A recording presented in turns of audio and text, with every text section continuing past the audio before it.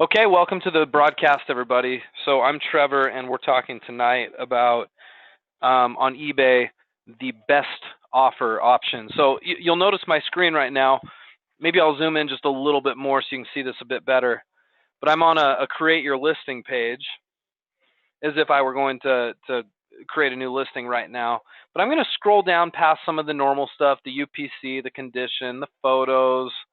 We're going to scroll down past the item specifics, down past the features, down past the item description here. On down the screen we go, and I'm going to go here to format first. Now, we've told most of you guys to run a fixed price listing, which just means that you choose a price for what you'd like to sell your product for, and that's the price. It doesn't go up or it doesn't go down. It's certainly not an auction. It's a fixed price or a fixed price listing. We feel that's a good format for drop shipping listings, especially. Now, if you're in like the antiquing business and or you've got some very unique products, they may stand to benefit from an auction, but most of your drop shipping items will be best set at a fixed price. So you choose fixed price, and what you'll notice is you've got a duration here. You can choose how long to go for. We usually say about 30 days is fine. And then as you scroll down here, you're going to see this option right here, and I'm gonna highlight it or circle it in red. Okay, that's the best offer option. Okay, and then underneath that it says let buyers make offers. Being flexible with your price may help your item sell faster. So what this basically means is, let's say for example that I choose to sell my product for $89, right? I feel like that's a good fair price. I've got all my fees built into it. I'm going to be making money on $89 with this specific product. Well, if I select this and click this little box right here, which I will do now. There you go. Put a little check in that box. What happens is I'm now able on my listing to accept best offers, or at least take best offers. Okay? So that means if somebody sees my product for $89, they can look it over and say to themselves, well, I don't want to pay $89 for it. I wonder if they'll take $79. And the buyer can then send me an offer for $79. In which case, I will get notified via eBay that I've gotten an offer, and I can go into my eBay account, review the offer, and decide if I want to accept it for $79, decline it, or make a counter offer, which I could then do. I could say, well, I don't want to do $79, but I'll give it to you for $84, which gives you $5 off, and see if the person accepts it. Okay, that's the function of a best offer. Now, some of you guys, without realizing it, have actually done this on your listings. You've gone about putting together a listing, and you've just selected best offer, and you've went on your way, and then you've been surprised as you've gotten some best offers from people. The one thing you'll notice, though, for those of you guys who have done this a fair bit, I'm sure you can back me up on this, but a lot of the best offers are often really not that great at all. Who's found that? How many of you guys who are here with me right now have actually done some best offer stuff? Have allowed it on your listings, or have done it for a while?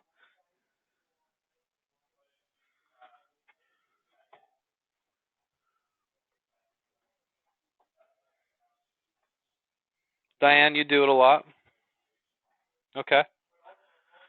Henry, that's my experience. Henry says, I allow, but they're always too low.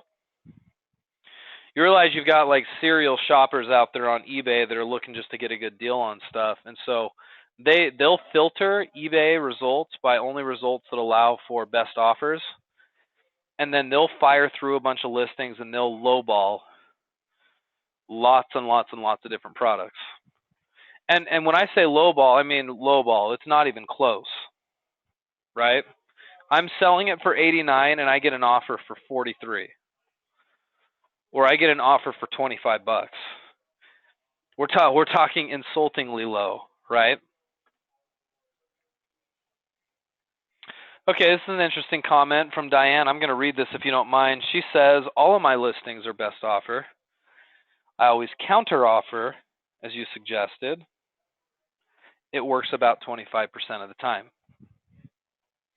So that leads into the point I wanted to bring up tonight, Diane. And the question I get is, well, should I even make it an option? Because think about it, if our plan and our strategy here is to scale up our business and have 300, 400, 500, 1,000 listings in the eBay store, and all of them accept best offers, you're going to go crazy getting offers all the time. And I'm telling you right now, the vast majority of them, if not 99% of them on the initial offer are going to be way too low. In which case you can do like Diane does, and you can counter, and you can do a reasonable counter offer. And for her, 25% of those will accept. Now that's a decent percentage. I don't think mine is quite that high, Diane. Maybe you're doing something better than I am. But I find that most of mine don't end up accepting, and I end up feeling like, well, I wasted a little bit of time. Now, it doesn't take a lot of time to counter offer. I mean, it's very quick. Although I don't have one in my store right now to show you. When you get one, you'll get a notification. You go right into your store and it says, hey, this person offered this much. Do you want to accept it, decline it, or make a counter offer? And you can quickly go in there within 15 seconds, make a counter offer, and move on your way. And then, then they're allotted a certain period of time to accept it or not. And then if they don't, I think the time limit is 48 hours. If they don't accept it within that period of time, then the offer expires, and it is what it is. I also think that's a good suggestion, Diane. I'm going to read that too. Diane says I tell them right out that that's the lowest I can go. Yeah. So I do too. So when I give a counter offer to someone and they offer me 42 when my original price is 89, I get back to them and say, look, I'll give it to you for 79, but you got to understand, I've got some money in this. If I go any lower than that, I'm going to be losing money on this product. This is the best I can do. And oftentimes that's pretty much true, right? Because I've got a supplier, I've got costs in it. I set my prices pretty aggressively because I price to sell, and if they don't sell at that price, I'm not too interested in doing the best offer game. So I'll just tell you truthfully right out that I actually don't do best offers on most of my listings, if not the vast majority of them.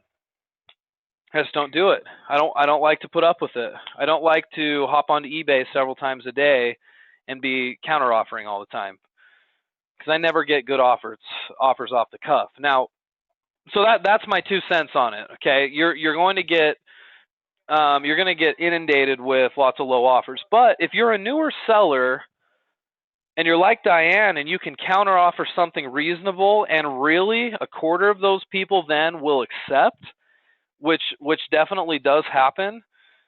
I don't know if it'll be 25% like for Diane, but even if it's 10%, I mean that could significantly increase and bolster your sales at the beginning. So here's my advice to you. Okay, this is my advice. If you're a newer eBay seller, go ahead and accept, or go ahead and select this. Go ahead and take on best offers. Now you'll see below this, you can set up some automatic things, right? You can make it to where you automatically accept an offer that's at least X number. So what I could do is, if I'm willing to take 79, I could automatically accept at 79 or higher, and I could automatically decline lower. So I'm not actually in there managing it. I just don't like to do it. I like to set my price where I feel like it's priced, competitively. And if it sells, it sells. If it doesn't, I give it extra time. And if it doesn't sell after 4 to 6 weeks, I bag it and I move on to the next product. But going back to the point I wanted to make, here's the whole takeaway I want you guys to have. If you're a newer seller, go ahead and add this feature on. Do fixed price and add best offer. You will get more interest in your listings. This is true, just like eBay says here. And you will get lowballed to death, and you'll counter, and most people will decline, but you will get a few that will accept, and that'll help you with your sales at the beginning. If you're a bit of a more seasoned seller and you've got a lot of listings, you either need to set up these automatics on your listings, or like me, you just don't do it all together because you get sick of all the lowball offers that happen on eBay. For me, it's not worth my time. I don't do it.